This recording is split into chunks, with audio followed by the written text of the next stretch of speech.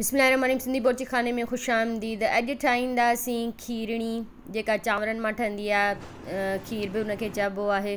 चांवरनि खे राति जो जेकर तव्हां पुसाए रखो न त कलाकु ॿ पहिरियां पुसाए रखिजो। ज़ाफ़रान खणंदासीं, ज़ाफ़रान में थोरो गरम खीर विझी उनखे पुसाए रखंदासीं। चांवर असांजा 2 कलाक पहिरियां मां पुसाए रखिया। हाणे उनखे ग्राइंड कंदासीं। ग्राइंड करे खीर जेतिरो बि तव्हां खीर खणो, मूं 2 किलो खीर खयो आहे, उन में 1/2 किलो पाणी जो विधो आहे। उनखां पोइ उहे चांवर जेके मूं ग्राइंड करे रखिया हुआ, जेके राति जो पुसाया हुआ, उहे बि उन में विझी ऐं उनखे पचाईंदासीं। पहिरियों पचाए जिथे जिथे तव्हांखे ॻोढ़ो महसूसु थिए त उन्हनि खे तव्हां टोड़ींदा रहिजो।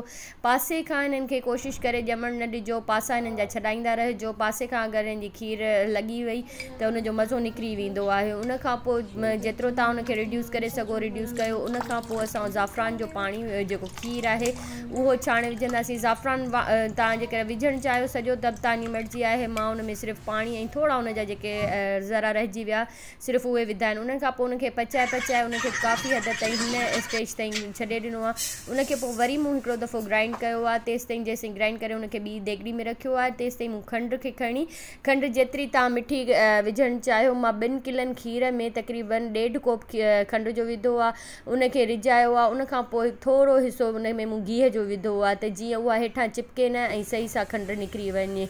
उनखां पोइ चाश वांगुरु ईअं ठाहे उहा ई जेका खीर मूं पहिरियां रिड्यूस कई हुई उहा थोरी हुन में विझंदा रहंदासीं ऐं खंड में मिलाईंदा रहंदासीं त जीअं हुन में आहिस्ता आहिस्ता उहा चाश मिलंदी रहे ऐं सुठे नमूने सां मिली वञे, ॻोढ़ा न थिए। पहिरियां हिनखे सुठे नमूने सां सॼो मिलाईंदासीं। बाक़ी खीर जेका आहे जेका असां ग्राइंड करे रखी आहे आहिस्ता आहिस्ता हिन में विझंदासीं। तेसि ताईं असां बादाम पिस्ता जेके बि तव्हां वटि अवेलेबल हुजनि न हुजनि त का ॻाल्हि न आहे।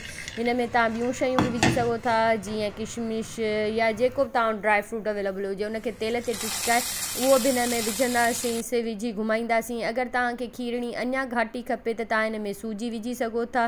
सूजी पहिरियां ई विझी छॾिजोसि त जीअं तव्हांखे उहा घाटी करणी हुजे त।